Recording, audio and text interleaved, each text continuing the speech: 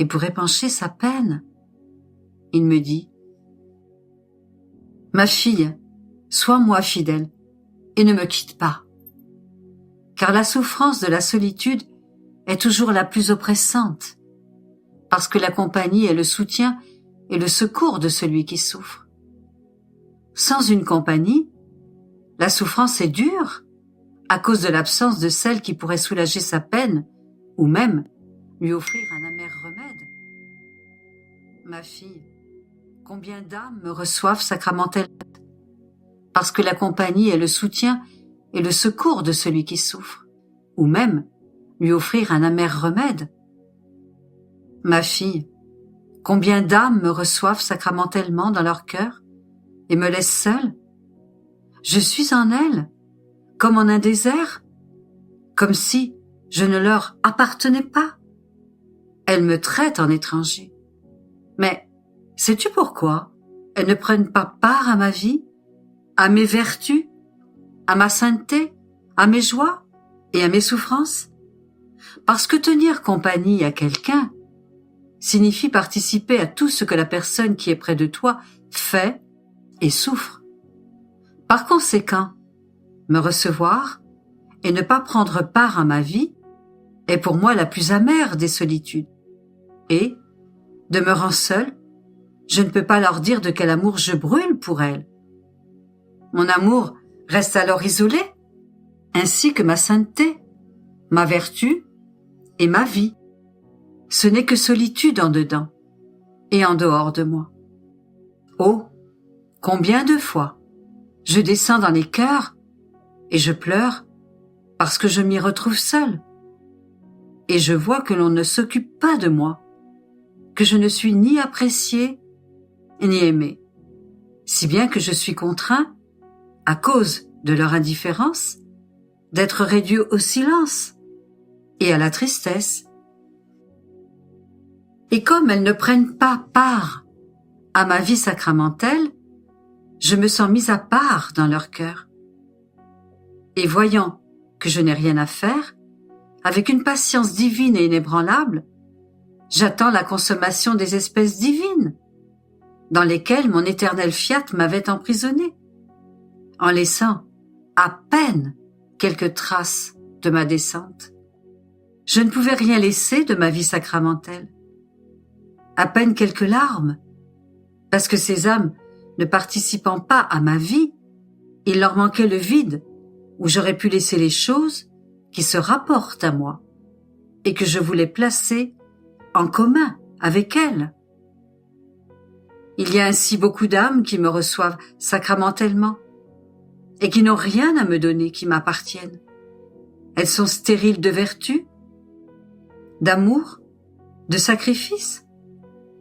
Pauvres choses, elles se nourrissent de moi, mais comme elles ne me tiennent pas compagnie, elles continuent d'avoir faim.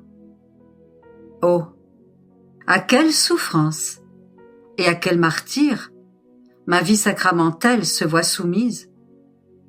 Je me sens souvent étouffée par l'amour. Je voudrais être libre et je soupire pour descendre dans ces cœurs. Mais hélas, je suis obligée de les quitter plus suffocant qu'avant. Comment épancher mon amour si personne ne fait attention aux flammes qui me brûlent?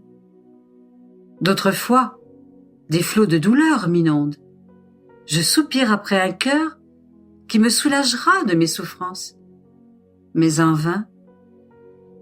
Ces âmes veulent que je participe à leurs souffrances, et je le fais. Je cache mes souffrances dans mes larmes pour les consoler, et je reste là, sans le soulagement que j'espère. Mais qui peut te dire toutes les souffrances de ma vie sacramentelle? Celles qui me reçoivent et me laissent dans une amère solitude sont plus nombreuses que celles qui me tiennent compagnie dans leur cœur. Et lorsque je trouve un cœur qui me tient compagnie, je lui communique ma vie et j'y laisse le dépôt de mes vertus, le fruit de mes sacrifices et la participation de ma vie. Et je fais de cette âme ma demeure, mon refuge et le lieu secret de mes souffrances. Et je ressens l'échange du sacrifice de ma vie eucharistique, parce que je trouve celle qui brise ma solitude, sèche mes pleurs, me donne la liberté d'épancher mon amour et mes peines. Voilà celles qui me servent d'espèces vivantes, non comme des espèces sacramentelles qui ne me donnent rien et ne font que me cacher lorsque je fais le reste moi-même. Elles ne me disent même pas un mot pour interrompre ma solitude. Elles sont des espèces muettes. Par contre, dans les âmes qui me servent d'espèces vivantes, nous développons ensemble notre vie. Nous n'avons qu'un seul cœur qui bat.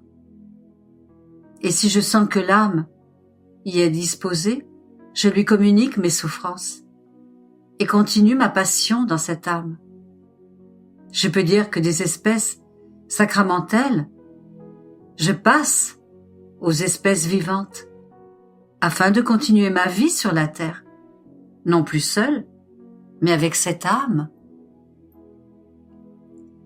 Tu dois savoir que souffrir n'est plus en mon pouvoir et que par amour, je demande à ces âmes qui sont des espèces vivantes de me donner ce qui me manque. Par conséquent, ma fille, lorsque je trouve un cœur qui m'aime et me tient compagnie, en me donnant la liberté de faire ce que je veux, j'en viens à des excès.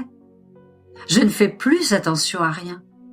Je donne tant que la pauvre créature se sent inondée de mon amour et de mes grâces.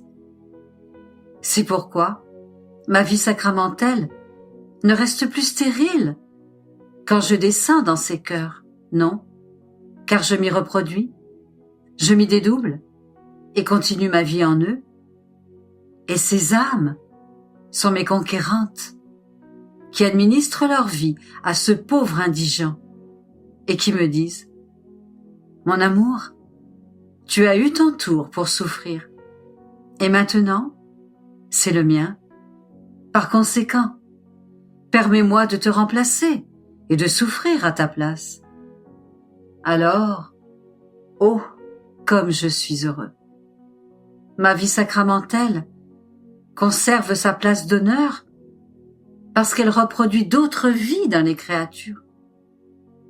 C'est pourquoi je te veux toujours avec moi, afin que nous puissions vivre ensemble, que tu prennes à cœur ma vie, et moi, la tienne,